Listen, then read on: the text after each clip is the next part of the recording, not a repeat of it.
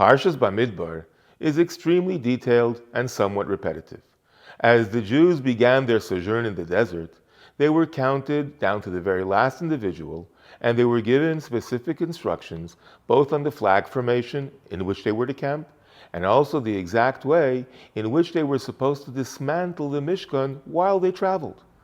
After reading the Parsha, all 156 verses of it, we're left wondering with the famous Talmudic question, Mai de have have? The past is the past. How is all this information relevant in a Torah which is supposed to be a book of eternal daily lessons? I'd like to give you one perspective today.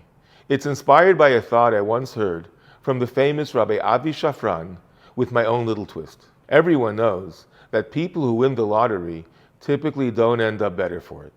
Statistics show that within a few years, these men and women quickly spiral into debt, blow apart their relationships, and find themselves in very bad places. We also hear a lot today about too many young adults who complain about the oppressive childhood they were subjected to, and yet, when they choose their own path to reclaiming their liberty, going around doing whatever they want, in most cases, the results are less than desirable. Why? What's the reason for this dichotomy? The answer is very simple. Life demands order. Dreaming big and feeling free are great, but without clear methods, guidelines, and routines, fantasy will never ever become a reality. For the first time in more than 2 centuries, the Jews had experienced real freedom. They had seen God, received His holy Torah, and had all their physical needs taken care of. So now in Parshas Bamidbar, Hashem reminded them, moments of transcendence do indeed exist, but they only last if you proceed according to very exact ways and means.